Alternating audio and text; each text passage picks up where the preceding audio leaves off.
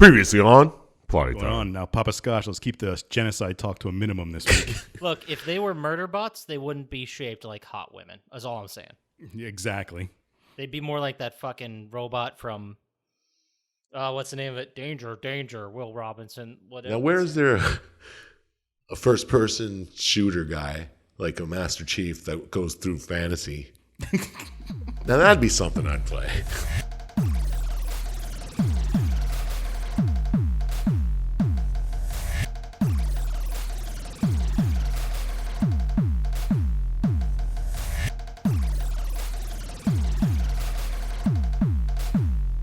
Hey everyone, and welcome to Plotty Time, the podcast where we three gamers discuss video game stories in detail with all the necessary and appropriate backlash. On one side of the table, we have Chump Slap. The burrito remains authentic. It's the Raleigh fingers of Mexican cuisine. And on the other side of the table is Dr. Syintist. Ring, ring, ring, ring, ring, ring, ring. Banana phone. My name is Poppascotch, and as I always say, you know, some of you guys got some cute little asses. Be a real shame if I had to blow them off. Welcome to Plotty Time. So we're going to start this episode like we do every week, which is a little stop at something we call Poppascotch's Correction Crevice. Oh my god. One thing we were not sure of is Clive Barker alive. He is alive. This is from our game we talked about last week. Clive Barker's Jericho did arrive in the mail, by the way. Nice. I kind of fucked up. Like you always should look at where it's shipping from when you buy something on eBay, you know? Yeah, definitely. And mine took a while because it was coming from Hawaii. So. Oh, yeah. So he doesn't make movies anymore? I don't think so, because all his movie credits are based on characters he already created, so I don't think he fucks around with movies, really. Maybe other people take his name or stories and do stuff, but that's about it. Fair enough. Sounds right. The other thing, I think this was my fault, but someone referred to Chris Jericho as a former professional wrestler. He is still wrestling for the upstart All Elite Wrestling, where he was the inaugural AEW World Champion for 182 days. God damn. I thought they just laid everybody all off because of the virus.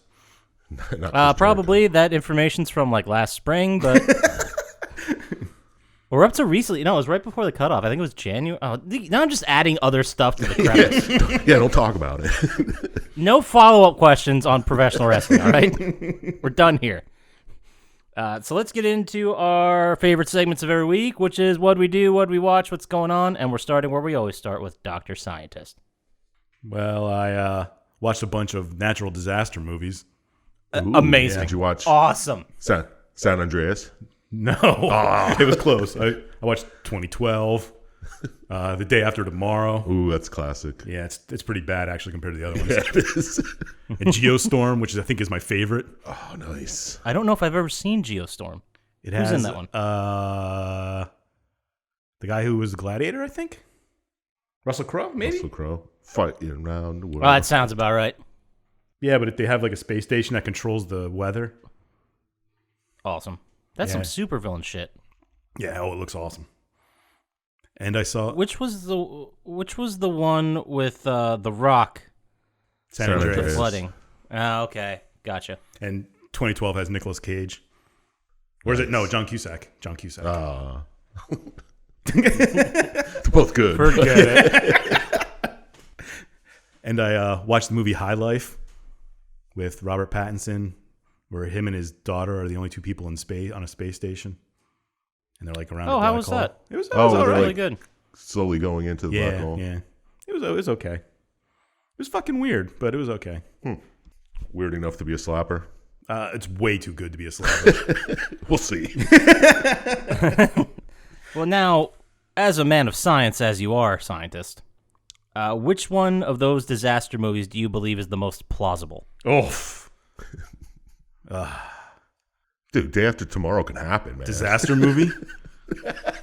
Disaster? The one making fun of disaster movies is the most realistic? All right. Fair enough. I mean, Geostorm has a weather-controlling space station. Sharknado. Yeah, Sharknado's probably more. Wasn't the premise to Sharknado that there was just a tornado that brought up, like, pulled sharks from the ocean? Yeah. Was there some chicanery involved? No, that's all. It was just a super strong like water spout typhoon. Only Wait, so sharks is do. that the most plausible one then? I think it might be.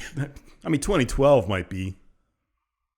What about like avalanche and stuff? Those would probably Yeah. be. I mean, I wanted worldwide disasters. Yeah, fair enough. Cloverfield, that would probably be better.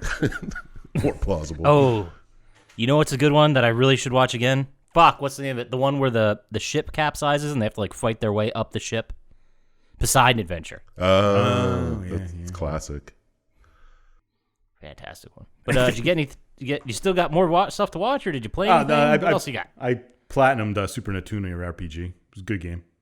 Okay. Yeah. And I started the old school Doom. Not the old school Doom, the new old school Doom. 2016 Doom. Yeah. Oh, I thought you were gonna say the Doom 64, which just came out. Well, it Did didn't really? just came out. The Doom 64 from Nintendo 64 that they just released for PlayStation 4. No. I thought about playing that next myself. I got it for free with my pre-order. I mean, I might as well, Same. right? Yeah. Give it a shot. I mean, that's about it. What do you think of Doom so far? I hate first person shooters, so I put it on super easy. It's Yeah. all right. It's fun. I just get there's demons that just run up to me and slap me all the time. I never see. Yeah. Because I don't play with the sound on either. It's crazy. Yeah, it's all right.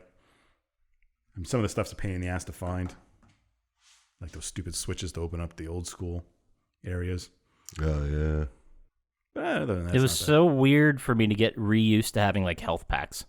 Yeah, because you just don't see them anymore. and your chainsaw running out of gas after 2 uses. That's what they changed in the new Doom. Does it not run out? Slowly builds back up by Nice. itself. Kind of like a solar powered chainsaw. Yeah. That's what it is. It's fueled by the light in hell. Or Mars, or wherever the fuck you are in those games. Both, I think. And Earth, yeah. Yeah, You're all you're over the Mars, I place. think, in well, at least so far in this one. But that was it. That's all I did really, besides work. Cool. What about you, Poppascotch? You go next. What did I do? Did you play your Stadia? I- That's what I want to know. No, well, technically yes, but I wanted to. I wanted to wait to talk to about that because I wired it in, and the performance was 10 times better. Okay. Now I only played Destiny for maybe like 15 minutes, so I wanted to do like just to test it out and see if wired was any better, but I want to test it out in like a longer session and see how it goes. There's probably a lot less people on it now. Yeah. I still cannot give away the free buddy pass. I can't do it. It's like 3 free months of Stadia Pro. I can't give it away. I heard they're just giving that away for free during the lockdown. They anyway. are. And you get the free games that are free on everything anyway. Yeah. I forget exactly what the deal is, but it's like the free pro games and like 2 weeks of it or something like that. Or it's like a trial. But I think there was always a free tier, but it just didn't come with any games. I think we're just adding stuff to the crevice for next week. So a free tier where you had to pay for the games. Sounds good. it's free tier where all the games you have to pay for it. But I will have a more detailed re-review or first impressions, second impressions of Stadia next week. This way it'll light a fire at my ass to like go play it, because what I've been doing is spending all my time playing the Resident Evil 2 remake. I decided to go for the platinum. Oh, nice. What do you have to do for that? A lot of playthroughs. You have to beat it. There's a lot of playthroughs and a lot of modifiers for beating it. Like you have to beat the entire game without opening the box, the storage box. That sounds shitty. It does. It's probably pretty tough because you only have so much inventory. But there's one for like that. There's one for taking less than 15,000 steps or 14,000 steps, which I just did. So you have to beat the game like the most efficient way possible, basically. Huh. So you have to either follow a guide or know the game inside out. Imagine exactly. you took 14,001 steps, though. That would piss me off. Do they tell you the number of steps you take? Yeah, you can go. It's like you know how games sometimes have like challenges, kind of like with Borderlands 3 with the the Guardian rank. Okay. Yeah. Okay. Yeah, it's like kill 15 enemies with a submachine, whatever. They have those, and one of them is like, I think it's called Frugalist, which is the fewest amount of steps, and it'll have like an active timer in your playthrough of what you're at. Fair enough. I think I beat it by like 2,000 or something like that. Nice. And you got to beat it like on hardcore. You got to get an S rank on standard or hardcore, which is basically the only modifier is time. Like I went through 2 playthroughs yesterday. So I got my I beat the game on hardcore for Claire and Leon, and it was really easy because all you have to do, if you get the S ranking on standard, it gives you a gun with unlimited ammo. So ammo didn't really matter anymore. Wow, that's cool. Just bank shotgun rounds for the boss fights. But that's mostly what I've been playing. I hope to finish that by next week because I have a couple more playthroughs, maybe 3 or 4. Watching stuff, I watched the film Deliver Us from Evil. I've heard of Slapper, Slappy Slap. You might have heard of this one.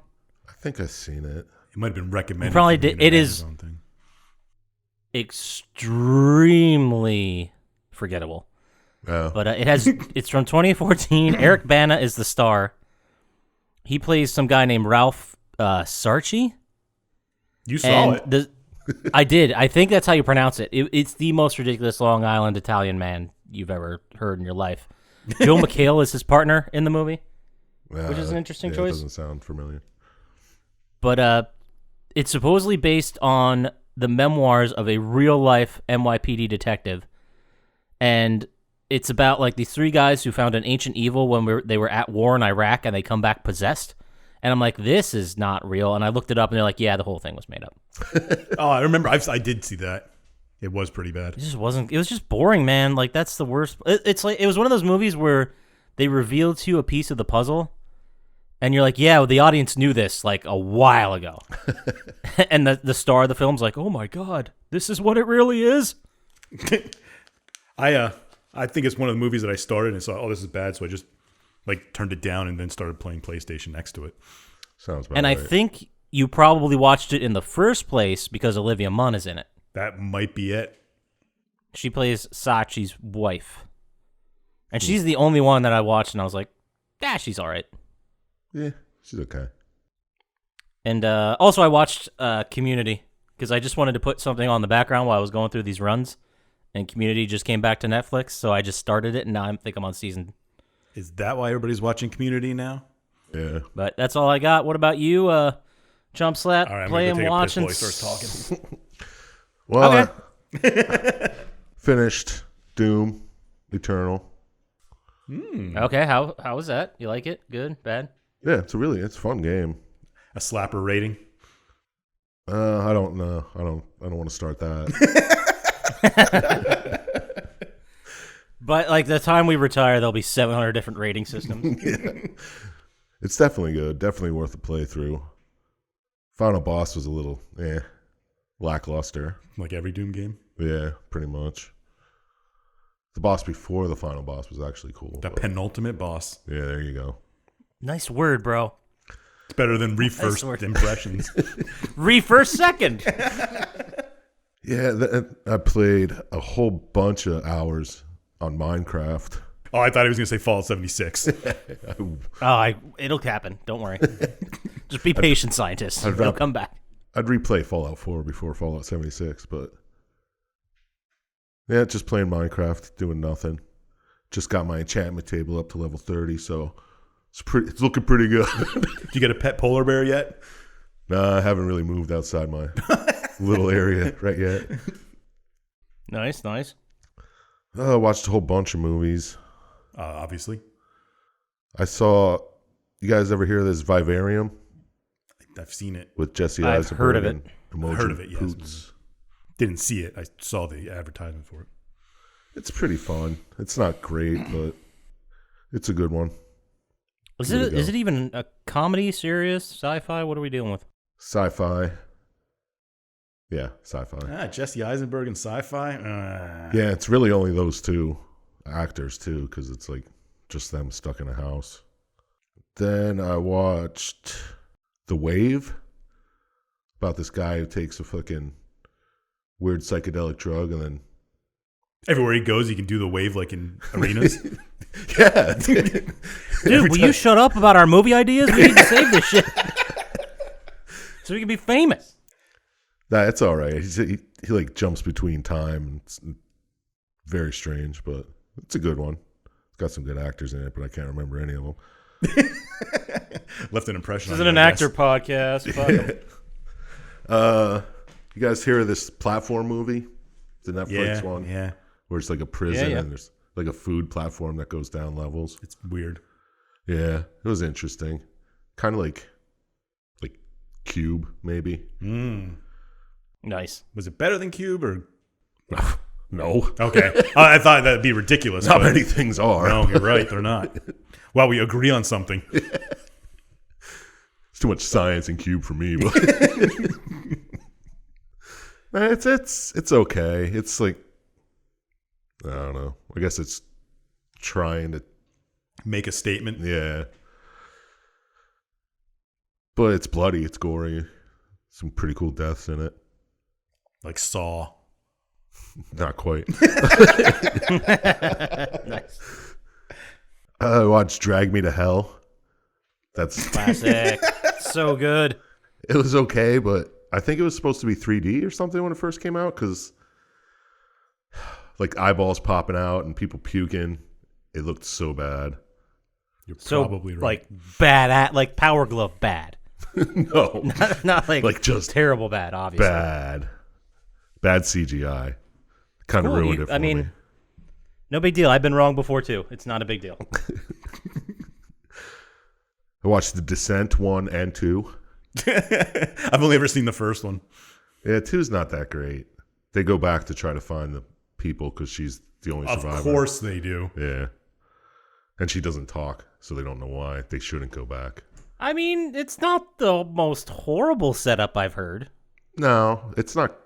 It's okay. It's not as good as the first one, though, I think. But let's go for this slapper of the week. Brought it up last week. I was wrong about the title. It wasn't Hellbound. It's called Hellbenders. Ooh. Throw the plot at us one more time. It's about a group of priests that they call themselves That's right. Hellbound Saints, and they make Christ sure punchers? they sin enough so when they die, they'll go to hell, and then they try to get evil spirits to enter their body so they can kill themselves and take the spirit back to hell. Isn't one sin enough sins to go to hell? No. No. Not if you're a priest, apparently. Oh, okay. They have to do They get a lot couple more. of get out of jail frees. Yeah. Okay. I mean, if you're going to die, you got to make sure, right, that you're going there? Well, if you're killing yourself, I think you're pretty much you're automatically positive going to hell, but just in case they die before they kill themselves. Yeah. I guess. Just in case the virus gets them before they kill themselves. Yeah. But it's a fun movie. It's a good watch. Check it out. It gets 6 slaps. Stop.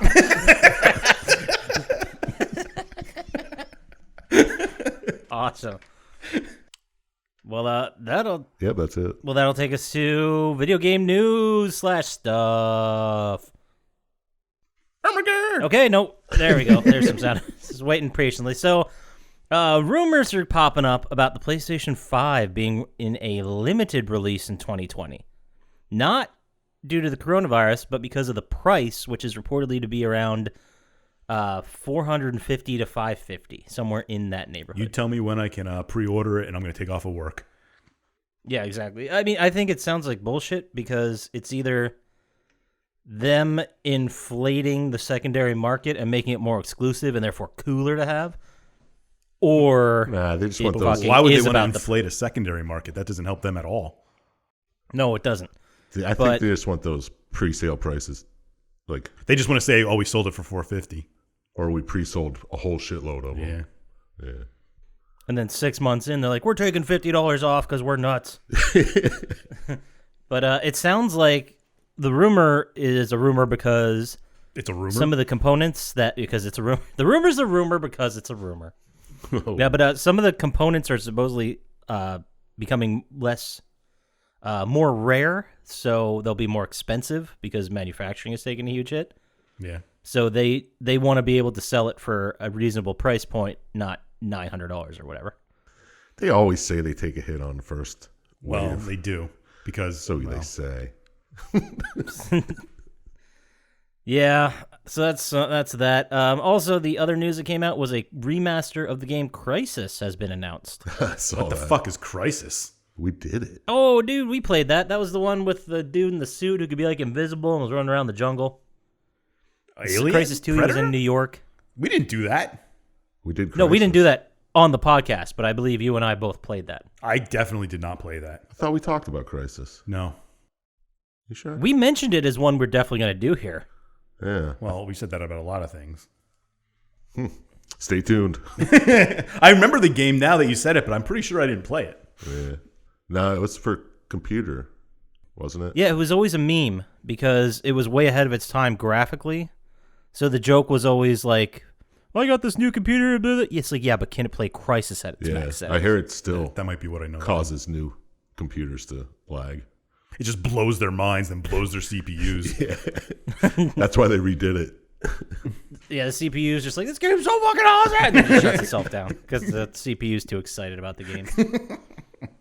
Fuck. But, so the other piece of news I got besides that is a new GTA is supposedly in the works, which, of course, it fucking is. Yeah, it hasn't been in the works for like 8 years. No. But the rumor coming out about it is that the scale is going to be much smaller at launch, and then it's going to expand over time, so that I guess game developers don't have to crunch the last minute.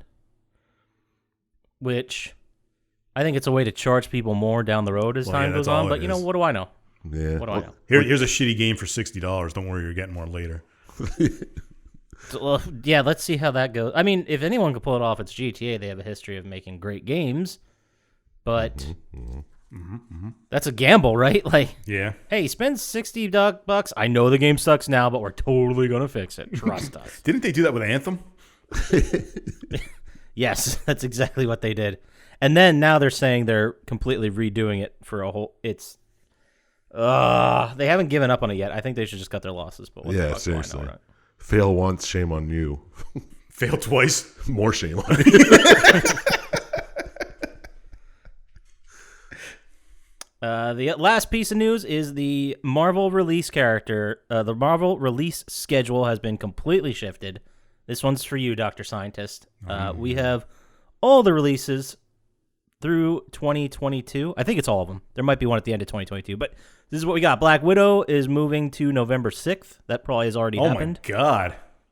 Yeah. It's supposed to be out already, isn't it? Oh, it would be done by theaters now. Because remember, we were seeing trailers and commercials for it on TV before the coronavirus hit. Yeah. I think it was like April, the end of April, or anyway, It might have been May 5th. beginning April. But Well, because Captain Marvel was in April. yeah. Anyway, so the November 6th date was originally held by the Eternals, and now that's getting pushed to the following February 12th. So they're just like setting them all back to. Yeah. Okay. Why don't they have them all done? They should just release them and charge like $15. Well, they're going to do that anyway. Well, so. I know the Eternals they're probably still working on the Eternals, but Black Widow's like ready to go. The rest of them that are coming up, Shang-Chi and the Legend of the Ten Rings is May 7th, 2021, and Doctor Strange 2 is November 5th, 2021. So that's 2 in 2021.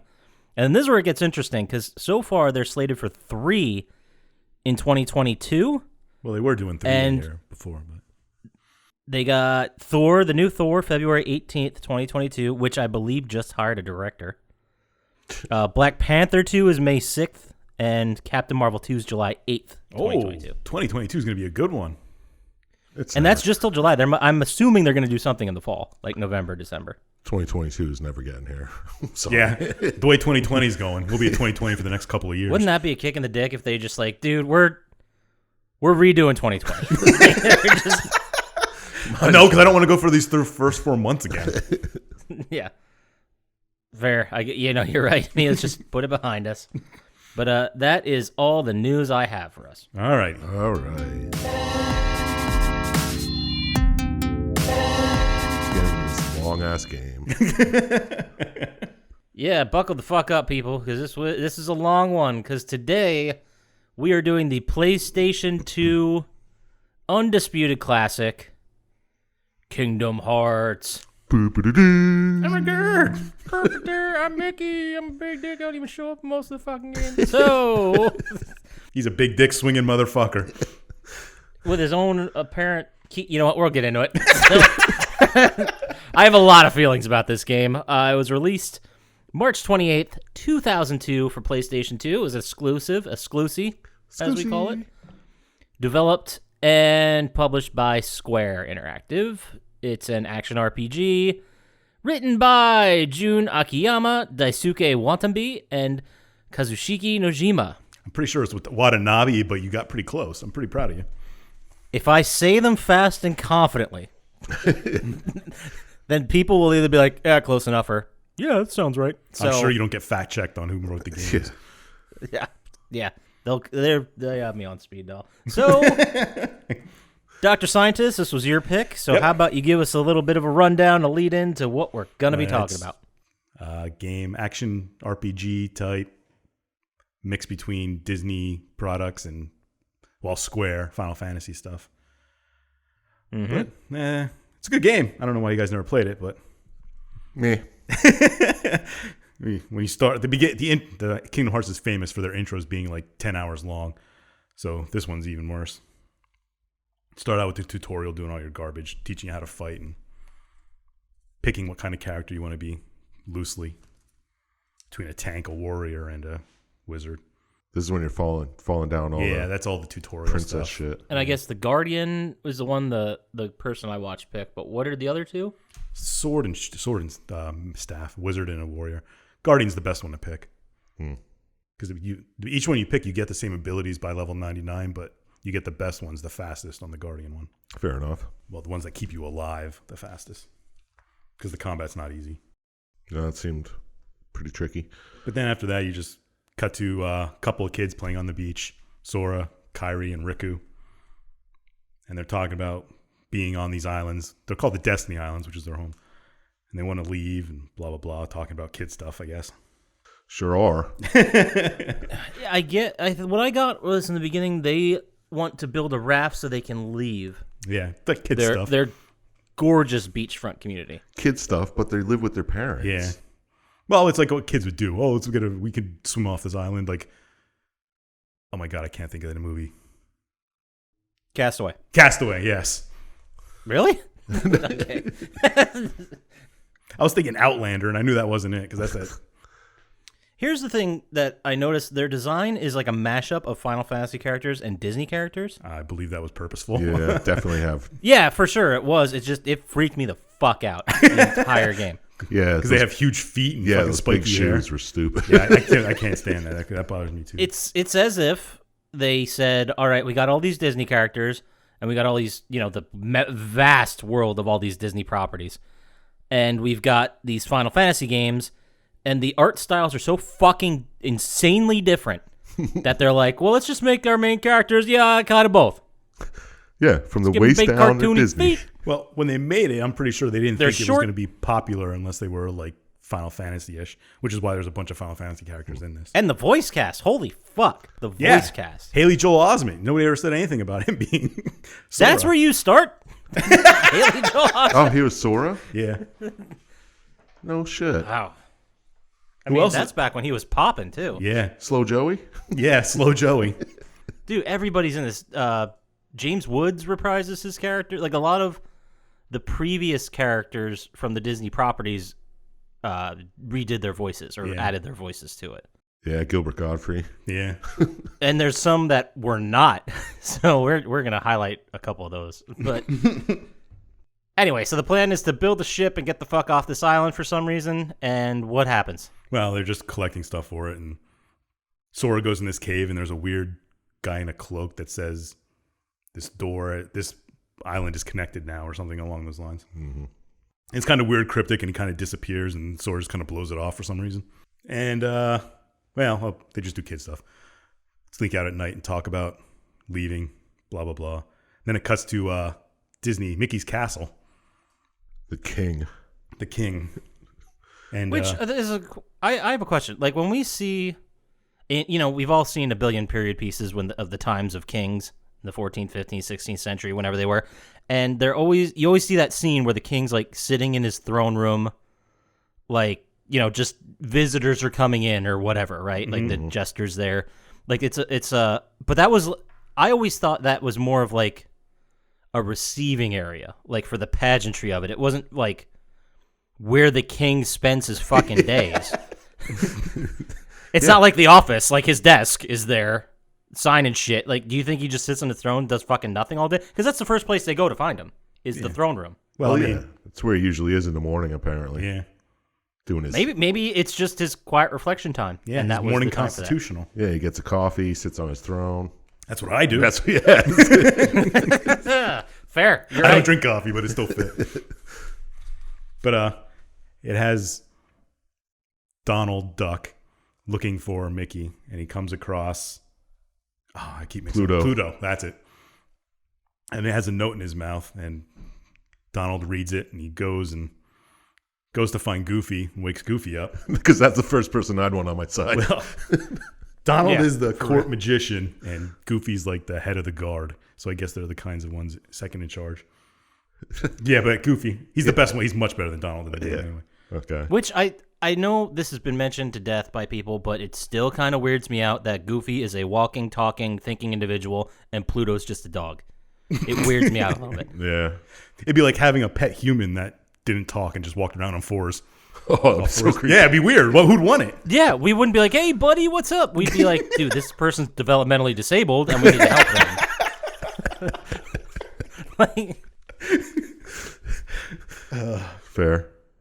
this has been brought up. I'm just saying, it still Yeah. kind of weirds me out. And Donald goes over the note with Goofy, and the king, Mickey, says that he's been noticing the stars going out, and he's going to investigate, like stars disappearing, and he's going to go out and investigate it. That Donald and Goofy should go search for a kid with a key and go to Traverse Town and talk to Leon. Leon's from Final Fantasy VIII, because I know you two don't know. Mm-hmm. So they decide all this, and they they go to see Chip and Dale, who apparently hold all the ships and stuff. Classic. Yeah. So they get the ship from Chip and Dale and head off towards Traverse Town. What kind of ship was it? A gummy ship? It's kind of like, they're kind of like Legos, and you can build your own ship to do with Oh, okay. because when you go between worlds, you get to fly through those things. Yeah, I thought it was like gummy bear. I'm pretty sure it's spelled like that, but Yeah, that's what I thought too immediately. Like a piece of gummy is sitting here. Like, wait, what? Like Yeah. peach thing ring or one of the watermelon ones? What are we talking about? Is it Sour Patch Kid? Yeah, it makes a lot more sense. It's a building material. But I also thought it was weird. I mean, because the cutscene movies, they just show, introductions to mechanics or important plot points. It's like, so it's not that weird to think that Chip and Dale are in this scene and they never appear again because they don't in the cutscene movie. I completely forgot they were in it until you mentioned it just now. Yeah. yeah, there's a lot of mini games too, and this is one of them, kind of. Gotcha. So then I guess Donald and Goofy are off. And it cuts back to Destiny Islands, and it's night. And Sora noticed that a storm's coming. And he runs outside, and he sees a big black hole in the sky sucking shit up. Mm-hmm. And then he gets attacked by little black creatures. Mm-hmm. And he fends them off and runs away. He can't fight them yet because his stupid wooden sword can't do anything to him. Right. And then he It's a runs make-believe sword. Yeah. And he runs into Riku. And they're talking, and Riku tells him that the door has been opened. Don't be afraid of the darkness. Come with me. And Sora's like, no, I can't. Then big flash happens, and Riku's gone, and Sora's holding the Keyblade, which is an awesome weapon. Mm-hmm. Mm-hmm. And so you use the Keyblade, you fight off the Heartless, because it can actually hurt them. All the little guys are called Heartless. Right. And you fight them off, and you run to the cave, and Kairi's in there, and she's kind of like drugged, sort of. Not what's going on. And How'd she get in there? I don't know. They never tell you. Or she just wake up and she's all drowsy, I just stumbled in again. But then some kind of explosions happen because the whole world is getting destroyed, and Kairi gets blown away, and he ends up fighting the big Heartless for your first boss fight, which is kind of annoying. And then after you beat the boss, you kind of fall in the darkness, and it switches back to Donald and Goofy. Okay, so the darkness are coming for This is them. still all the intro, by the way. I know. This is Keep going. Well, it cuts to Donald and Goofy in Traverse Town, And they're staring up at the sky, and they can see a star go out. And they're like, "Oh, we're gonna go find people." Blah, and they walk away. And Pluto's with them, and he kind of goes off and does his own thing because he's the smartest one of the three. And he comes across Sora, who is kind of like unconscious in an alleyway, and who hasn't woken up like that. Yeah. Yeah, story of my life, bro. And you get up and you go and you come across Leon, and he talks to him, and he's like, "I don't know why the Keyblade chose you. Stupid kid. Yeah, stupid kid. Let me test you. So you have to fight Squall." Well, shit, Leon here. He's Squall in Final Fantasy VIII, but Same guy. Also voiced by David Boreanaz. Is he voiced Really? by David? Yes, Wow, that's I didn't know David that. Boreanaz. Because I was looking at the voice, the voice. voice cast. So I'm like, really? wonder if I he was looking does. at the voice. I see modulation, and I just know who it is. All right, so David Boreanaz fights him. And then after you beat him, they kind of like cut away to Riku, who wakes up on like a floating iceberg. And he looks up, and you don't know where he is. And he kind of looks perplexed, and you find out later. But then it cuts back to Donald and Goofy talking to Aeris, who is from Final Fantasy VII. Yeah, I mean, it's pretty fucking clear they're Final Fantasy characters. Like, Yeah. I appreciate the backstory of you telling us which game they're from, because obviously there's a bunch of different storylines there. Yeah. So, Well, they're in the Kingdom Hearts universe. They're all from a place called Radiant Garden that was destroyed by the Heartless, which is why they're in Traverse Town. Yes. okay. Because if they weren't destroyed by the Heartless, they couldn't travel between worlds. Yes. Well, the Heartless attacking is what's weakening the bond. See, I paid attention. Yeah. It's kind of like Doctor Who in between universes. Whoa, you lost me. Yeah, I know. Yeah, slow down, nerd. And they just go on about describing the backstory of the Heartless to Donald and Goofy. That on their planet, a guy named Ansem was studying the Heartless, and he was running tests on it, and he kind of accidentally opened the gateway for Heartless to attack worlds. And then they talk more about the Keyblade too, and then Kind of how it always goes, you know. And then they kind of go away, and they go on their own adventure, I guess, and meet up with Sora through this little Traverse Town. And they find that he has the key, and that must be the one that Mickey told him to follow. Gosh. Yeah. Do you guys remember Goofy and Donald ever teaming up? Were they in the same universe? They're all Disney stuff, but I don't remember ever seeing anything with them. But I can't honestly tell you a Donald thing I saw besides like DuckTales. I'm not even sure he was in that. No, he was just their uncle. I don't think he ever showed up. Yeah. Yeah, like I remember him from like the shorts, from back in the day, but Anyway, sorry. Yeah. Well, Sora and Donald and Goofy all get together, and they explained to him that he should come with them because they were looking for him, so they're going to go find Mickey. And Sora's like, okay, I'm trying to find Riku and Kairi anyway, so I'll go with you. Right. So then it cuts to if you know the Disney characters, that's like the evil villains from Disney characters all around a table talking about their plan. Kind of brief, not much. Which I thought was a little limiting, right? Like all the villains, like they're usually the Disney villains are all about themselves, and that's their whole thing. Selfishness is a big part of the Disney villain canon. But I thought it was kind of cheap how at the beginning they all were just like, well, we're villains, so we're going to hook up the darkness, obviously. Yeah. And I don't know if they mention it here or another time you see them, but their plan is to get... Oh, no, they don't talk about it here. I'll talk about it later. I think it's all Maleficent who just wants... She's like the leader. Yeah, she's talked them all into helping out because she's the most selfish of them all. So get more power. Yeah, her plan was always to wield the darkness for herself. Yes. So Sora, Donald, and Goofy's first stop is Wonderland. And you basically go through that story. And I don't know if there's any questions you have for this, because by the end of the story, Alice is gone and you don't know where she is. And you beat the queen. And you beat the queen, yeah. Mm-hmm. Is she considered one of the princesses? Yes. That's pretty fucking cheap. But anyway, all right. No, fine. she's not. No, she's not. Sorry. Sure? Yeah, she is. Yeah, she is. Yeah, she's I'm one confusing her with another one later that should be that isn't. Yeah, she's one of the 6. 7. Well. Then after this, you also meet Merlin, who teaches your character magic. And he also has like a little place in Traverse Town you can go to and do various little things in the game, not pertinent to the story, really. All right. Now, are you locking all these keyholes? Yes. And they're open, and that's how you travel? Well, they're weakened, so you travel because of that. You're locking the keyholes to stop the Heartless from getting into the hearts of the worlds. Okay. Because on Destiny Islands, that's how they destroyed the world. They got through the door; it was open. Yeah. All right. So that's what you're trying to stop them from entering all these places. I didn't understand that, but okay. Yeah, I think you unlock them so they can't get through, but they're traveling some other way through those portal thingies. Yeah, they're kind of like it's sort of weakened the way you can travel between worlds. Because normally you can't travel between any worlds. But Yeah. All right. So your next stop is Olympus. Well, you have a choice here between... No, you had a choice between Alice and Olympus, but you go to Alice first and then go to Olympus, which is just like a battle arena. You fight various battles in it. You fight Cloud and Sephiroth here? Cerberus. Cloud. You know, Sephiroth's a secret boss. Oh, okay. But you do fight him here just later in the game. And the villain from this world, James Woods, is, I assume, just playing himself at this point. Yeah. He's not even reading off the script. Just wing it. They just actually recorded all his lines from his Alexa, like in his home. Just texted them together.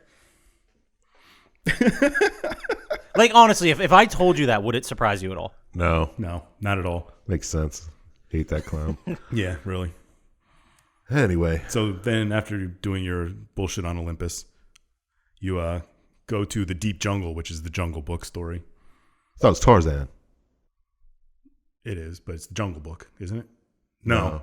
That's Tarzan. You're right. Yeah. Cut that out.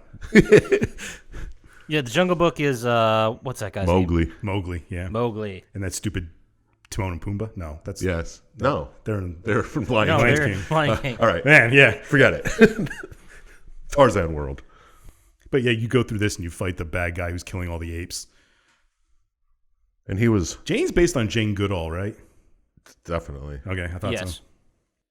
Dude, can you imagine, like, we have, even for me who doesn't know anything about Kingdom Hearts going into this, like, I've seen the Disney movies. Like, I have a sort of a frame of reference. Yeah. Can you imagine coming into this cold, not seeing any of the Disney movies? You'd be like, who the fuck are all these people? I thought the Final Fantasy characters would confuse you guys a lot. Yeah, there's a ton of characters. Yeah, it's ridiculous how many characters I knew when I just saw their face. I'm like, oh, yeah. Or you at least know where they're from. Yeah. Like, you'd be like, oh, that's the guy from Hercules movie. I forget his name. Yeah, Hades. So, I remember most of these guys from Once Upon a Time, too, which is a good show. You should watch. No, thank you. The first couple seasons, anyway. So after you go through the Jungle Book and close the keyhole there, because that's what you're doing while you're looking for Kiaru and Riku. It cuts to another cutscene of the bad guys talking, and that their plan is to kidnap the 7 princesses of light so they can open up Kingdom Hearts and get all the power from there. Mm-hmm. This where you see Riku? Not yet. Okay. Nah, close, because after that you travel to Traverse Town, because these are all the worlds you can go to at the moment. Oh, yes, all right. And Leon is explaining how the Heartless work, and that when a heart is consumed by darkness, they become heartless. And that's what all these things are. And they're trying to consume the heart of each world. And that's what you're locking up. You're locking up the heart. Yeah. Oh, I gotcha. It's easier if you think of hearts as like souls. But yeah. So, well, here's my question, though. What was the main motivation for the darkness? Obviously, they want to take everything over and everything become darkness, but is that it? Like assimilation? yeah, kind of like an evil entity. Like the Borg. You wouldn't know that. Like, I'm Everyone knows colloquially the Borg. familiar with the Borg. Star Trek. Well, aren't the enemies using the darkness? It's like at their beck and call. They can some make of them, yeah. do that stuff. So If their heart is strong enough, Yeah. yeah, exactly. they won't succumb to it. Yeah. Like, You got it. yeah, you understand it. Here you do see Rick. I don't remember exactly what he talks about here. He's getting taunted by Maleficent. She's like, look at your friend. Oh, yeah, He's yeah. got new buddies already. Yeah, and then she kind of is like goading you. Yeah. Like, see, he's not even looking for you. He's hanging out with his new buddies and his fancy Keyblade. And looking for Kyrie, who is passed out somewhere for most of this. Yep. This is going in the familiar Disney tradition. Not a huge female empowerment situation going on with it. Well, Maleficent with is any kind of these characters. Yeah. But Maleficent also promises to help Riku find Kairi. Yeah. So he's like, all right, I'm in. Fuck Sora. Yeah. And after you leave Traverse Town, they kind of open a pathway for you to go to Agrabah. So that's where you head next. And Which is from Aladdin. Yes, that wasn't a test. I just wanted you to mention it. So Oh, yeah. the listeners might have been like, I forgot the name of that fucking Aladdin. Agrabah? What? Thanks. Well, I was thinking, if they saw Aladdin and they knew who Aladdin was, they'd know Agrabah. But I maybe wouldn't. not. I knew Aladdin, and I didn't know Agrabah. No, if you would have said Agrabah, I'd be like, fuck, where's that from? That sounds familiar. Huh. But, I wouldn't have put it together. It was Aladdin world. You go through that world and you kind of help Aladdin save Jasmine, fighting Jafar and the genie and Iago. Which with the genie voiced by Homer Simpson. Oh, was it? I was going to say, was he dead at this point? No. No, this was 2002. He was still around, Yeah. but Dan Castellaneta. Castellaneta, voice of Homer Simpson, took over for Robin Williams. And whenever I haven't played it a lot, but every time I played this game and it gets to the the parrot flying around, I always think of that episode of Psych where the guy calls Sean Iago and he's like, what does this have to do with the parrot from Aladdin? But after you defeat Jafar, Aladdin and you both notice that Jasmine is gone and you don't know where she is. And someone tells you that Riku took her. It might be Aladdin that knows. I don't remember exactly. And you're kind of like, oh. Huh. You should come with us, Aladdin, but you can't, so I'm going to go without you. Why can't he? Because they're not supposed to meddle in the affairs. Oh, kind of like right. the Prime Directive. Yeah, gotcha. A lot of Star Trek parallels. Yeah, right.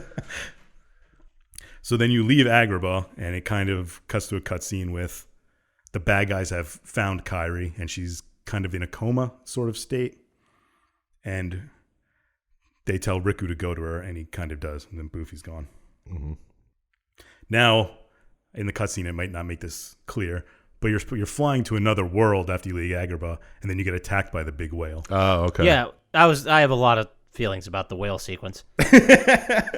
Whose name is Monstro. Yeah, I didn't know that. I didn't know that either. And it's a space whale? In this world, it or is. some kind of like portal whale? What is help? Yeah, it's like what's Futurama going space on here? whale. Yeah, it's like a space whale. It's a fourth Yeah, I'm dimensional the whale. asshole. You're right. Yeah, like the Futurama space whale. I think it was just a way to give Pinocchio and Geppetto a level. Yeah, see, he's not supposed to be in space, but the rest of his world is destroyed, Yeah. so he's just floating through space, I think. Yeah. Does that make sense? I didn't. No. I didn't know whales were suited for space travel or portal hopping or whatever the fuck is going on. Fair. But I was just watching the game and I'm like, oh, okay, Aladdin world. I wonder what's next. Is it Lion King world? I don't know. Oh, it's a big fucking space whale, of course. Didn't see The that game coming. keeps you guessing. Yeah, true. Keeps you guessing. So you're kind of stuck in there with Geppetto and Pinocchio, and you see Riku a couple times, and he starts like taunting you. Oh my god, he's such a dick in this sequence. And he kind of kidnaps Pinocchio, which kind of doesn't make sense now, but it will in later games. Mm. And like I've written here, Sora high roads Riku a couple of times. Yeah. Oh, yeah, big time. But is this the first moment where Sora realizes Raikou is not on his side? Yeah, kind of, yeah. Because, I mean, we saw like the behind the scenes talk in that, so we knew he was not on the level. He was still but I looking think for this is- him and Kairi. Yeah. But then he found him, and then he's like, yeah. Yeah. I'm gonna go find Kairi without you. Yeah. So you fight your way through Interesting. Monstro and get sneezed out, whatever the hell whales do. Space whales. Yeah. Of course, space whale.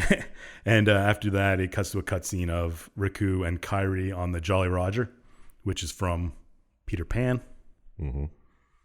And Well, I mean, if we have space whales, why not spaceships? well, you have spaceships. We have gummy ships. Nah. That was punny as fuck.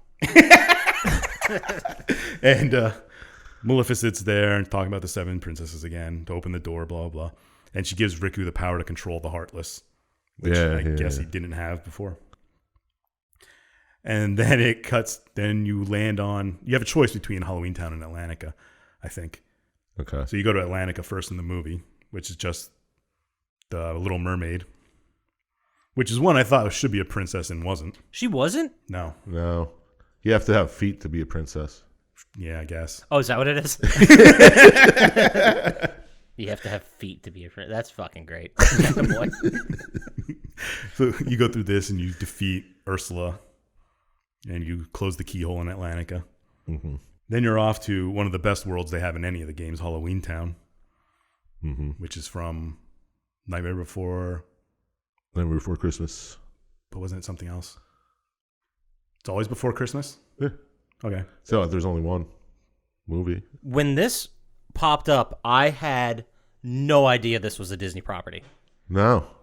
I don't know if I missed that or just didn't put it together growing up, but I always thought it was just like a Tim Burton standalone thing. I had no idea. I looked it up afterwards, and I guess it was made by Buena Vista Production Company, which was owned by Disney, so it is a Disney property, but I had no idea. Yeah. Yeah, me neither. But you go through Halloween Town and you defeat Oogie Boogie, who reminds me of who the fuck was it? The fat guy that was in the movie last week in Jericho. The one that was on the chains flinging around the... Oh, the glutton guy or whatever it is. Fair. There you go, glutton enemy. I'll count that for your bingo board. Absolutely. Right? But you defeat Oogie Boogie and close Halloween Towns, and you get the best Keyblade in the game, Pumpkinhead. The Keyblades have awesome names. Keyblades are like different kinds of swords. Like they're weapons. You have one, and you get charms you can put on them, which changes what they are. Like increases their damage or increases your magic and stuff like that. Interesting. Okay. Because I thought it was just one Kingblade. Yeah, there is one Keyblade. Sora has it, but you can change the way it You just manifests. customize it. Yeah. Oh, okay. Gotcha. Like put some rims on it. Yeah. Spinners. That's what I assumed. Because that would be the first thing I would do is put rims on it. Maybe have it shoot fire out the back. I don't know. Obviously. A wheelie bar.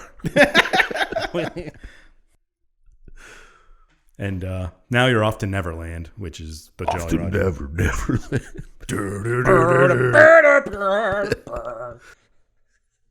Neverland. This fucking land is so weird. Well, it's mostly just the ship, but you get there and Riku... Did he show you Kairi right away? I don't remember. No, but he's jealous as ever. No, he doesn't show you Kairi because she's like hidden and they figure it out like, wait, they said someone else is with Wendy in there? Oh, yeah, that's right. Yeah, and then Riku shows you he has power over Heartless, and you have to fight an annoying-ass clone enemy, which should be a bingo button thing, too. Oh, yep, clone enemy. Riku's helping them. Riku's trying to search for the princesses, and they're trying to determine if Wendy's a princess of light. And she's not, so... Psh, loser. And Riku sits out because Kairi's in a coma because she's lost her heart. So he's sitting out and trying to figure out how to get her. Oh, this is where they finally tell you why she's like that. Yeah. There's a long road to get to this point. Then you fight Captain Hook at the end of it, and you get done with Neverland. Mm-hmm. You close that keyhole, and then it cuts to a cutscene with Riku talking to Beast from Beauty and the Beast. Oh, wait, one thing I did want to mention real quick. Yep. I actually liked Captain Hook in this scenario because he was getting bossed around by Riku, and he's basically like, who the fuck is this asshole? Just because he has the darkness? Like, what is... He's like, all I want is my ship and, like, to be a pirate. But I'm deadly afraid of a crocodile. Yeah. Or alligator. It swims in an ocean. Yeah. Which I'd be scared of ocean crocodiles, too. Yeah, true. Yeah, if they could get me out there, fuck that. But Riku and Beast are having a little discourse at a place you don't know of yet. Oh, I didn't see that. I didn't understand Beast's involvement in most of this. Well, his world was destroyed by the Heartless. Totally destroyed? Yes. That way you don't go there. And his love for Belle is so much that he followed her here because she's one of the 7 princesses. Oh, gotcha. But last time we saw him, wasn't he a person? These are all before the stories, I think. Because, I mean, Isn't Ursula defeated in The Little Mermaid? And it doesn't Ariel at the end get legs? Well, Yeah. yeah. It isn't. I guess we're gonna have to Twitch like a Disney marathon that we all watch these movies. Yeah. But I mean, they don't follow the stories 100% because Sora's not in any of the movies. So Yes. I think he would. Dude, wouldn't it be a kick in the nuts if you saw like this crazy guy with hair in the background? Be like, wait, Every who's that? time. every movie. Yeah, like there From was. They Fantasia played the 4. long game from like the fucking 50s. It always annoyed me that there wasn't a Fantasia world. I think. Yeah, I figured that wait. was the kingdom. Do not tell me there still is not a Fantasia world. No, I don't think there wasn't any of them. I thought that was Mickey's kingdom. Wow. 'cause Well, I there's- guess that's kind of what it is. there's like but- mops walking around and shit. yeah. But I always wanted to fight mops with buckets. True. They can't be heartless if they don't have hearts. So Yeah. And then it cuts to another flashback of like Kyrie and her grandmother telling a story of the darkness taking over and light, blah, blah, blah, which is a lot of Kingdom Hearts. I just remember that being a very interesting cut. Yeah, it's kind of out of place. It's like, oh, now there's an old woman speaking. Listen, yeah, everyone. it's like why? I don't know. It was a little jarring. I got used to it eventually, but I was like, this is Yeah, jarring. is that because you ate the fruit I don't know. in the beginning? That's why you're seeing like Kyrie's memories. Maybe. I never thought about that. But you're kind of like, well, no. Never mind. It explains it later. Oh, okay, yeah. So then you kind of go off to this place called Hollow Bastion, which I always thought that Kingdom Hearts had cool names for places that they make up. Like Hollow Bastion sounds like a cool name to me. Yeah, it's all right. Kind of reminds me of mean- Sebastian Bach. So Wow. Wow. I mean, it makes just as much sense as anything else in this game, so fuck it. Yeah. Sure, I'll allow it. done. And of course, you run into Riku and Beast, and then Beast is looking for Belle, and you're looking for Kyrie, so you kind of like team up. Mm-hmm. And Riku kind of flexes on you a bit and says there can only be one Keyblade wielder, and he kind of snags your Keyblade because his heart is stronger than yours, so he takes it. Take that, Sora bitch. What is he basing this science off of? What he was told. What by he was told by Maleficent. Maleficent. It's like, well, there can be only one. Whatever, dude. Well, she's the one who's like goading him on to do it. He even says right here that he could save Kyrie if he can open the door of the Kingdom Hearts. He can save her. Yes. Right, and I'm with you on that, but the whole science that there can only be one Keyblade holder. It's what he was been told. It's all a lie. It is, but You find out soon enough. oh, wait till you get to Kingdom Hearts 3. No, thank you. There's like 55 Keyblade holders. And then Oy. Riku does something awesome here. He throws the wooden sword at your feet after taking your Keyblade. Like, here, tough guy. Play with your sword That was again. such a dick move. I loved it. That was awesome. Loved it. It might have been my favorite part of this game. He's like, here you go, fucko. Maybe you can fight him with that. And then Donald and Goofy kind of agree to leave you because you no longer have the key, and they were told to follow the Keyblade wielder. Mm-hmm. Which is kind of a dick move on their part. Well, that's what Mickey told him. Fucking Mickey, who doesn't even show up for most of this game. Almost all of it. Oh, yeah, pretty much all of it. Yeah. So you and Beast are kind of together going through. And you can't even hurt the Heartless at this point because you only have the wooden sword, I'm pretty sure. You can beat him with magic, but... Yeah.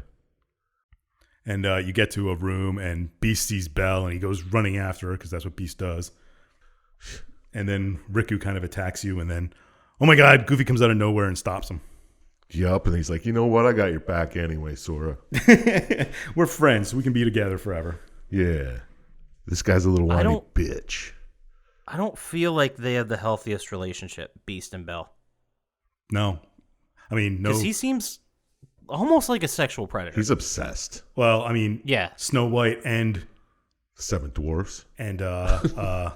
Sleeping Beauty are both kind of molested while they're combing. True. Yeah, and I think I read somewhere, this can't be right, but isn't like, oh shit, who is the one from Sleeping Beauty? Aurora. Yeah, but she's supposed to be like 14 or something crazy like Yeah. that? Yeah, that makes sense. Disney. Does it? Disney. Well, Fucking weirdo, it doesn't man. make sense, but It's like, no, I'm fine with that. Totally cool. Yeah, make her younger. I'm I'm sorry. Okay, I'm let's very get back. Wow, weird. Cut that out. Nope. Too real. So then you and Donald and Goofy fight Riku, which is one of the most unfun fights in the game. Mm-hmm. And then Riku loses and he kind of gets away and he's moping. Then it cuts, after you like explore a little bit more, it cuts to a cutscene of Riku like wondering why he couldn't save Kairi. This is after you get the Keyblade back, right? Yeah, because after you beat him, you get the Keyblade back. Yeah. Well, before you even fight him. And then a cloaked figure comes out of nowhere and is like, hey, I can help you. Just offer yourself up to the darkness. We can get more power together. Obviously. Seems suspicious. Yeah. Yeah, but at this point, I want to save Kairi, and doesn't seem like Sora's doing much. Mm-hmm.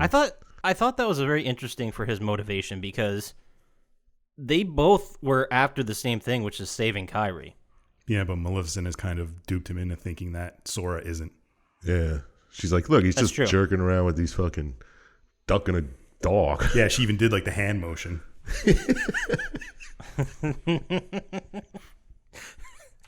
I just thought it was great. I liked how she manipulated him into turning against Sora. I think But- Maleficent is also a good villain in general. Yeah, she's pretty evil. I agree. I like her as a villain. I just don't get what kind of friendship is that fucking weak where they've been friends for years and she turned them against each other so quickly. Like it felt like it could have been solved with like one phone call. Like, dude, are you looking for Kairi? Yeah, me too. Why are you fucking around with these animals? Like, dude, I don't know. There's this whole Keyblade story thing I got going on. And this is what people are telling me. darkness in Riku's heart. They're fucking 14 years old. Yeah. 15, I think. I'm not even sure I talked to anybody I knew when I was 14 years old.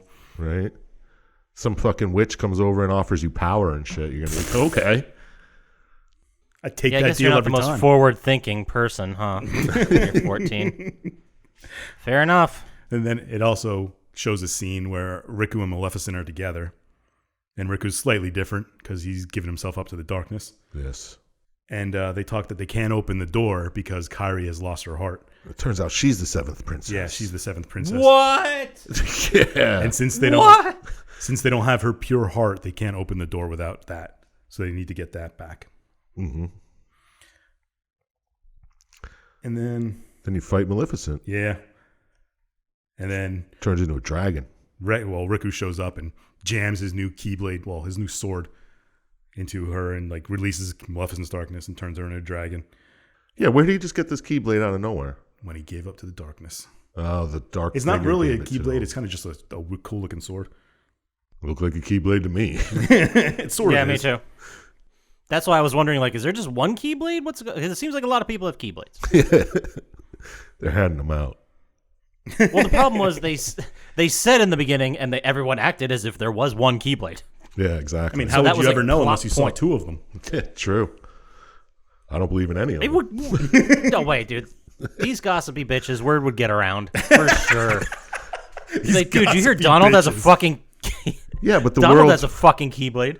worlds weren't connected until just now. You know what I mean? Yeah, but yes, I do know what you mean.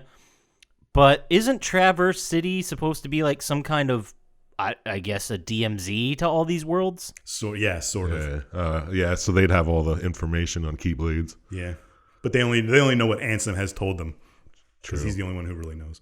It seems like at least Mickey in that world is aware of multiple worlds.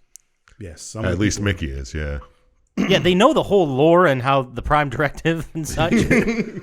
So maybe they're the ones in charge of everything. And if Mickey is in charge of everything, that's a pretty fitting metaphor, right? Like, Yeah, True. for Disney. I was thinking I of love talking through this shit. the South Park episode with Mickey when he's talking to the Jonas Brothers. Yeah. You got to make girls' Chinese tingle.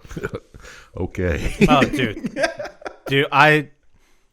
making the Mickey laugh into like the nervous tick of a psycho was one of the most brilliant things I've ever seen in my life. And then you gotta stab him. Huh? So good. It is so good. Oh, now where are we? After you beat... Beat Maleficent. And then you find Kairi. You come across Kairi like kind of prone on a thing. and Riku says that her heart is lost. And Sora's like, "No, you're not, Riku." Yeah. Yeah. Who are you? He's I definitely assumed after you beat Maleficent that this was the first time I thought the game was over. Yeah, same. And Riku explains that Kairi's heart is inside Sora, and he's now not Riku anymore. He's Ansem, Seeker of Darkness. Mm-hmm. And then you have to fight Riku for another annoying boss fight. Just to take his sword. And then is this the moment where Donald and Goofy are like, "Well, we got to go with the Keyblade, so later, Sora." No, that was like 20 minutes ago. Yeah. We passed that. Okay. This is where Sora gets the second Keyblade. Yeah. To open his heart. Yeah, he gets Riku's. Whatever. And because since he has Kairi's heart, he like stabs himself in the heart with it to get Kairi back. And so he kind of does, and Kairi wakes up, and Sora kind of disappears. And then the other 6 princesses wake up. Now, do we have a list of the 6 princesses? Can we figure this out? It's Jasmine, Alice, Belle, Kairi, Sleeping Snow Beauty. White, Sleeping Beauty, and Cinderella. There we go. I don't know if I agree with that. No, Ariel definitely should have been one of them. Definitely is. Oh, I mean, No, I agree. I completely believe you that those are the princesses. That's not the part I'm disputing. okay. I don't know if, Cinderella, a couple days ago, she was a piece of shit mopping floors. Now she's a princess, and now she's one of the most important princesses? Come on. Well, fuck out of here. She does. I have a lot of feelings about Disney princesses, and we could be here all day. Yeah. Let's just move on. We'll talk about it next. Yeah, time. I don't want to hold this up. We'll get into it in another podcast. And then after that, it kind of cuts to a cutscene of Sora falling into darkness. And he falls and kind of wakes up as a Heartless, and you play as a Heartless for a little bit. Yep. Because since your heart has been gone, you wake up as a Heartless. Mm-hmm. And it kind of goes through a little bit, and you get to Kairi and Donald and Goofy. And they eventually realize that you're Sora, and Kairi kind of jumps to protect you, and it gets your heart back, and you become Sora again. You're like, yeah. Why couldn't you just do that to her?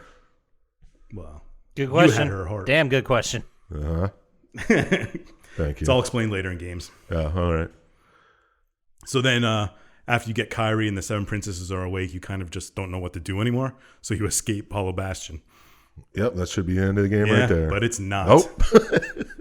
This was the second time I thought the game was over. You get back to Traverse Town, and the Final Fantasy guys are telling you that the Heartless are pouring out of the Kingdom Hearts now. The big heart open door that you were just at. Mm-hmm. And you need to seal it, so you got to go back. Mm-hmm. So Sora's like, all right, I'll go do that. I'll save Riku while I'm at it, because I'm a badass dude. Mm-hmm. All right. And this is where you fight the monster in the darkness? you're coming up to it, yeah. Okay. They shows a little scene of Riku in a dark place, and he's kind of lost walking around, and he hears a voice I've been waiting for you. I've needed your help. I thought you'd never get here, blah, blah, blah. And then it's Riku's like, "What? Who's that?" And he's like, "I'm coming. Don't worry." Then that kind of cuts back to, the voice also tells me that you have to, when you close the door to the Kingdom Hearts, you have to close it from both sides at the same time. So they're going to be on the inside while they close it from the outside. And Riku's like, "Fine, let's do that." So now Sora, Donald, and Goofy are back at Hollow Bastion. And you have to work your way up to the key door. And you fight various monsters here. You talk to the princesses, and they tell you what to do. And they say that the keyhole has appeared because Kairi got her heart back. So now all 7 of them are there. And that Ansem is gone. They don't know what happened to it. So you get to the door, and this is where you fight the big behemoth monster, which is a Final Fantasy monster they put into this game, trying to change it up a little bit. Oh, really? Yeah. That's pretty cool. A couple of the monsters are Now, like that. But I have a question. I need some clarification. So, was Ansem the bad guy since the beginning of the game? he's been there. They kind of tell you about him when you first get to Traverse Town. Right, he's spoken about, he's mentioned. Yeah.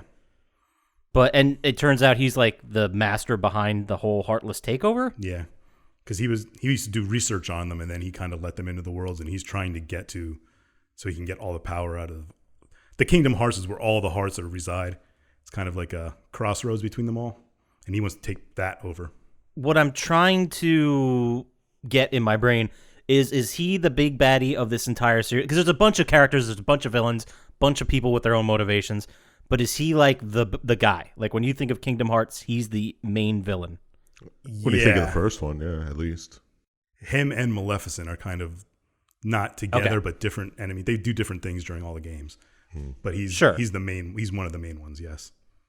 It's very complicated when you get to things. Sure, but if I said to someone like, "Name me the villains of the Kingdom Hearts series," number 1 and 2 would be Maleficent, Ansem. Okay, there's going to be more later. Fine. Fuck it. Well, yeah. I mean, they're of the first game, yes, and they are in the last game, but there's many more because there's a ton of characters by the last of it. Mm-hmm. So then, after you defeat the behemoth, you can go into the world of darkness, where you have to try and fight. Where they tell you that's where Ansem is, and if you can beat him and close the door, you can restore everything back to the way it was, and the worlds will once again be separate. So that's what you do. Yeah, that's what you do. And you have to go in there, and you go to another cool name for a world called End of the World. Nice. And you fight Ansem, and then you go through various mini bosses here to get to him. This is a pain in the ass part of the game. Yeah, it's like you fight the huge devil. That's him, right? No, that's just that's a devil from it's in one of the games or one of the movies. It might even be Fantasia. Okay. But he's just there. And you get to Ansem that kind of looks like Riku. And he explains that Riku's gone. His heart belongs to the darkness now. It consumes all. He goes super crazy darkness stuff. And then you start one of the longest and most annoying boss fights in history with several different phases. The Shadow? Yeah, that's one. The three of you, it's you, Donald, and Goofy versus Ansem. And then you fight the big Shadow. And then it's just you against Ansem. The flying crazy thing? Yeah, and then the big ship that's kind of... That looked very Final Fantasy-ish. Yeah, it was. And it kind of looked like Sephiroth. They kind of made Ansem look like Sephiroth. I was like, oh, it's this version of One Winged Angel. Except not that cool. Yeah. Sound. There's no orchestra playing in the background. So. And after you beat him, Ansem, because he's by the heart, and he calls out to the darkness, and Sora's like, no, light takes over. And then light kind of bursts out. He just says it, and then, oh my God, there is light. He summons the light from it. Yeah. And then Ansem's kind of defeated. Go ahead. No, I have a lot of thoughts about what comes up next. All right, do you just want to talk about it and then ask later? Yeah, when you're trying to close the door. Is that what we're talking about? Yeah, just go for it. I'll bring it around at the end. You guys just keep going. Just what? So you get bring us home. You see the door, and you can see all the darkness coming, and you try and close it, and then you can see Riku's hand come out, and he says, "I got to close it from the inside. You close it from the outside." And he's like, "No, you'll be stuck." He's like, "Just do it." And then Mickey shows up, which is, I'm sure, the part that Poppascotch has a lot to. He's just chilling. Okay. But this is not going to go where you think. But the big door that they open that brings in all the light, there is definitely iconography with churches, right? Like, this is a religious thing. There's stained glass windows on the door, for Christ's sake.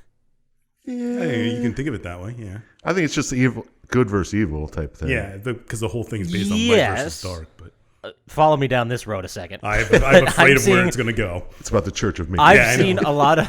Yes, that's where I was going. My theory is that Disney is implanting small little pieces of religious iconography to their characters to try and convince you down the road. This may be their long game. This may be 100 years from now, but eventually Disney's going to be the new religion. Oh, yeah. I can't think of a better one. Mickey Mouse gets crucified at the end of it. Yeah, in 1,000 years, there'll be Mickey being, you stabbed with the spear in his side. And then he'll come back and people are like, didn't he start as a cartoon character? Like, no, he's always been real. Like, I swear to God, I could talk about this for like 3 hours. Yeah, like, I believe we it. We could have a podcast just about the hidden subtext of Disney in this game. And most of it's really not hidden. No. So you, Donald, Goofy on the outside, and Riku and Mickey on the inside close the doors, and then Sora locks it with his Keyblade, and you've kind of saved everyone. And then you can see Kairi, and you kind of try and run to her, but she starts getting pulled away because the worlds are separating again. Yeah. And Sora's like, "Don't worry, I'll find you." Blah blah blah. And then she kind of like disappears, and it ends up with you and Donald and Goofy kind of like in a pastoral thing, walking down a road, and Right. Pluto is there, and he's got another message from Mickey. That's right. And Ricky. Yeah, he's just been gone the entire time. If they would have just stayed with Pluto, they would have found Mickey, right? Like Mickey had Apparently, yeah. the note and gave it to Pluto, right? But and then it's just a note that says, "Riku, you can bring back the light. You can save everything." Blah blah blah. And that's they kind of like, all right, let's go do this. So Donald and Goofy and Sora set off, and they're with their goal still to find Mickey, Riku, and Kairi, which hasn't gotten them anywhere so far. And that's the end of it. Just wide open for a sequel. Yeah. And then there's many, many sequels.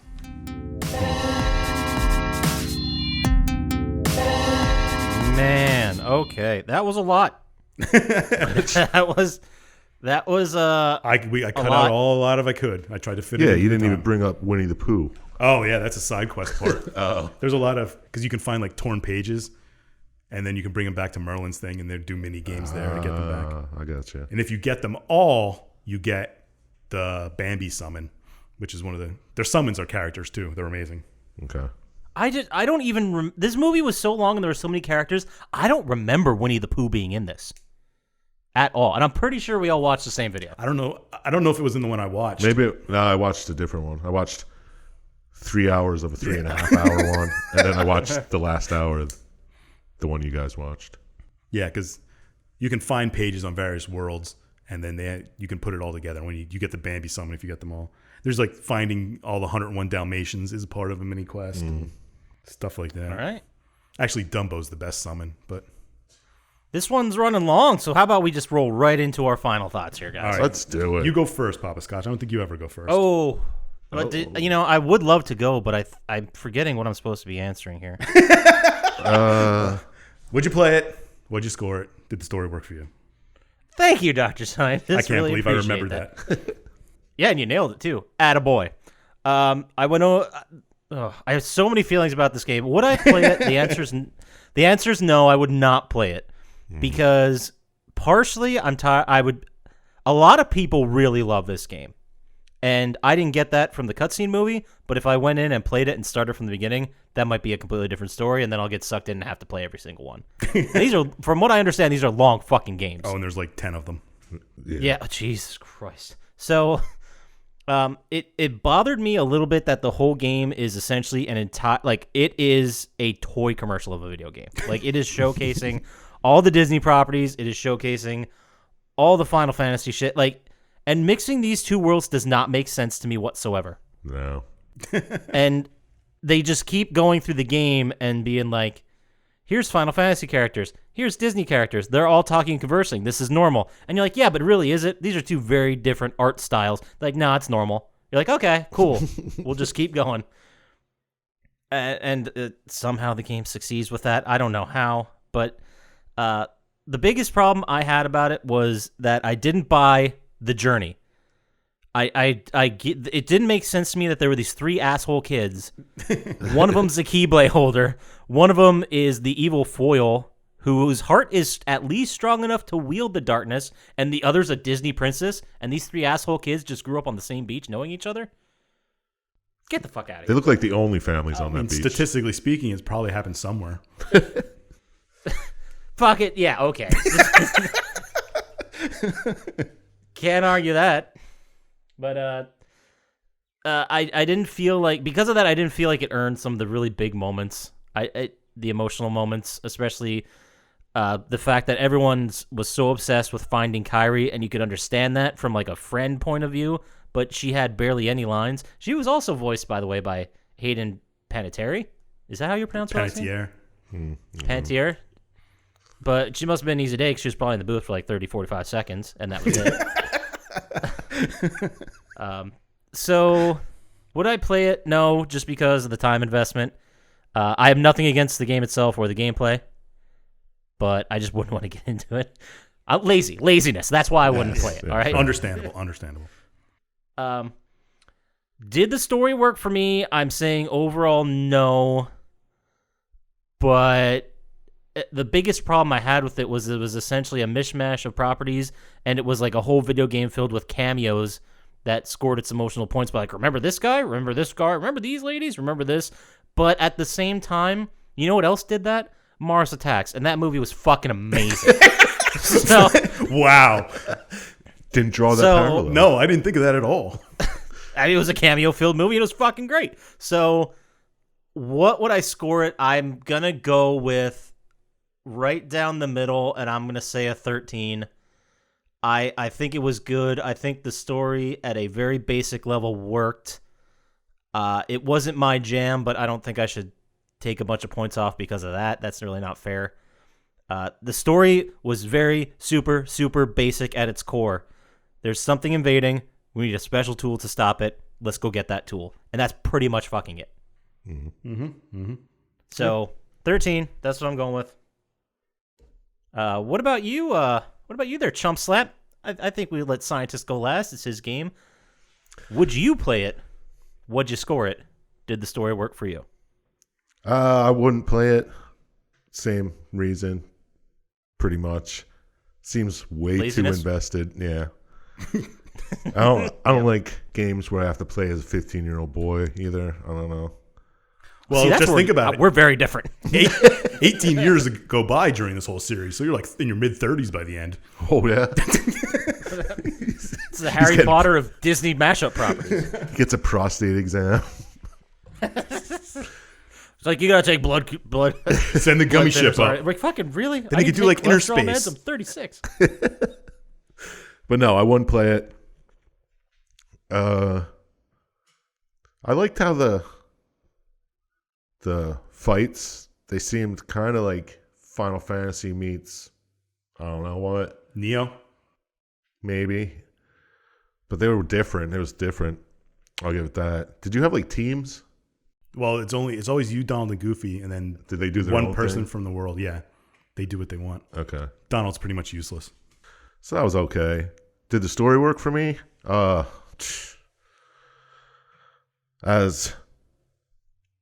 Yeah, it gave you what you had to do. Yeah. Yeah, right. to do that. You have to close all the darkness out, whatever. And we just so happen to need all these princesses, so that's why you got to go to these different worlds and find all that shit. But it was okay. I'll give it a 13 as well, Oh, right down the center, because I wouldn't play it. The story was, eh.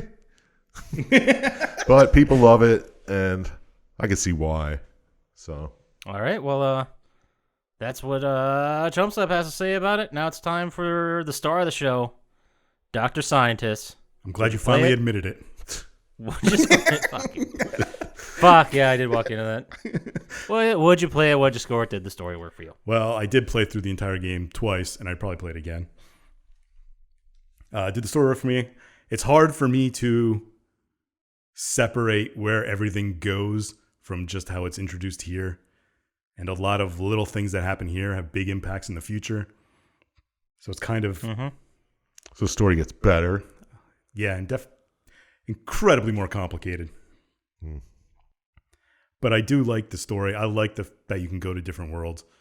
I know Poppascotch said he doesn't see how they all fit together, but they kind of explained it in a basic way, and it made enough sense for me to play it. I enjoyed seeing all those things in nostalgia purposes.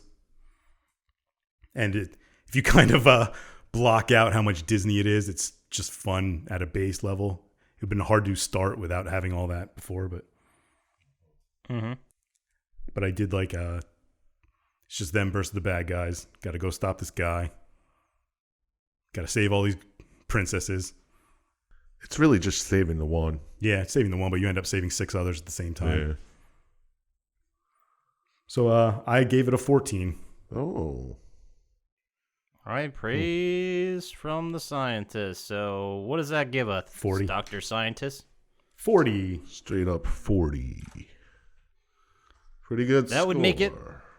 That makes it our third highest rated game of this year. Number one being Prey with a 50. Then Silent Hill 2 with a 41, inflated by me. Don't regret it. And then Kingdom Hearts with a 40. Those are probably the 3 best games we did. Yeah. Well, they Objectively. Well, yeah. I mean, I don't know, guys. I feel like we really overlooked Haze. But, maybe we'll do a retrospective one day. Revise our rating. Redo all the shittiest rating games we did. It's going to be worse. like, fuck this game. Can't believe you made me watch this fucking video again. But that right there, those are our final thoughts, and that's going to take us to our favorite segment of every week, which is Syintist, Tom Hanks' content vehicle lock of the week. The lock of the week.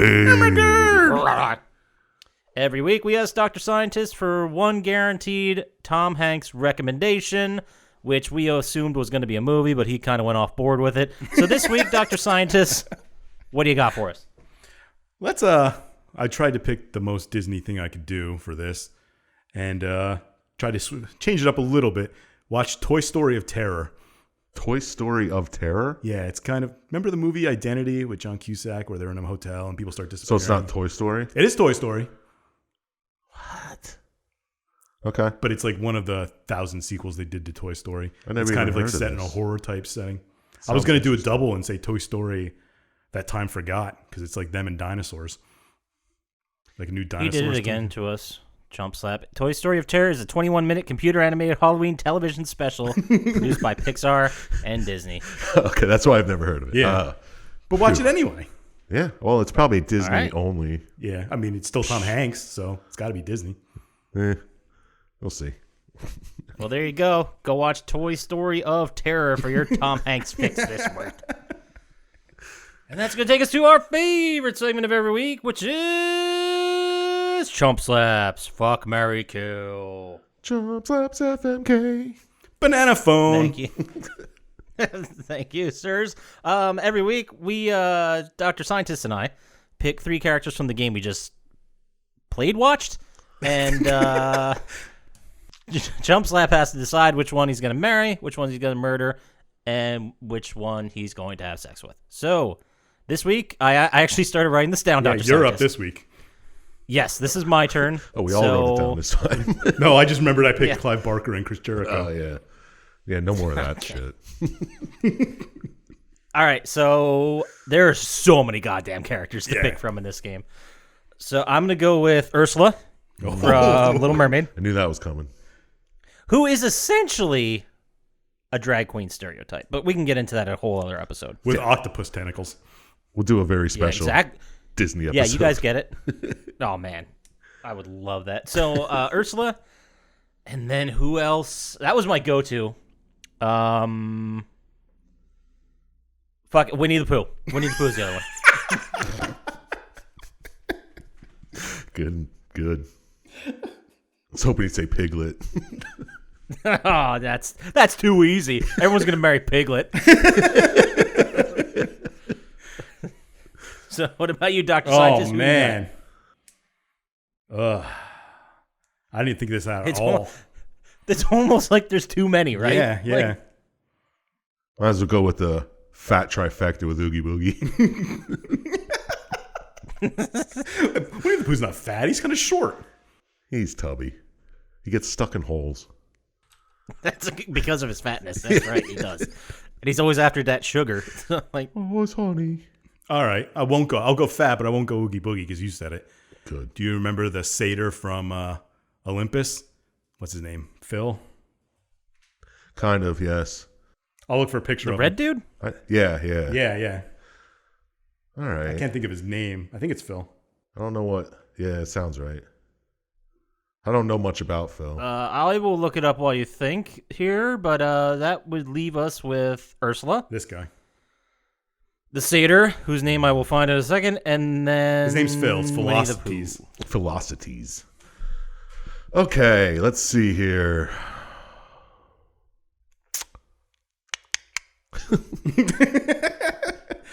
I'll just sing Banana Phone until you come up No, with it, all right? please don't. All right. Let's go with. I guess. That was Danny DeVito that did that in Hercules? Yeah. Nice. I guess I'll have sex with Ursula, just because. Ow! What? 'Cause she's the female of the group. And she's a weird sea creature, so that's an experience in itself. It's a story, right? At least it's a story. I had sex with a sea creature. Well, I don't want to fuck Winnie the Pooh or that Danny DeVito. So I guess I'll marry the satyr. Yeah, you thinking because it's Danny DeVito? No. Okay. Because I don't like Winnie the Pooh. He's always like, getting Getting his head stuck in honey jars. Yeah, I'd have to fucking... too much work with that guy. So kill the Pooh. Marry Phil. And have sex with Ursula. Are you locking it in? No, I'm not locking it in. Is that your final answer? No. I'm going to have sex with the satyr. Marry Ursula. No, she's got magical powers. She can probably do a lot. She can command like dolphins and shit. Yeah. So all right, so lock it in. that's locked in. All right, so the lock in is you're going to murder Winnie the Pooh. Yep. You're going Easy. going With to marry Ursula's Ursula. Sleep with Philosophocles, Yeah. which I think is how you pronounce that. All right, shit. Well, that does it for us. Let's say someone says you're really dropping the ball and you should have killed the satyr because he's red and annoying. better red than dead. Where would they send that email to, Sir Chump Slap? You can send that to plottytime@gmail.com. Better red than dead. Isn't that a magic thing that you just said? I believe that is something that Liberty Prime says in Fallout Oh. Yes. It's about as he's communism. walking down the street. I thought it was about an RDW, but No. okay. That sounds like nerd shit. Anyway, so let's say they wanted to just spam our socials feeds with quotes from Liberty Prime, which I'd be completely fine with. that'd be Where would they great. get to us on the socials? Fantastic. Send all your Liberty Prime quotes to @PlottyTime on Instagram and Twitter. Both of them. Just send them all. Yeah. Perfect. That does it for us. So, I don't know, get out there, play some games, and enjoy life, and wash your hands. Do all those things and rate us on iTunes or wherever the hell you listen to this. We need some good reviews. Banana phone. Later. Peace.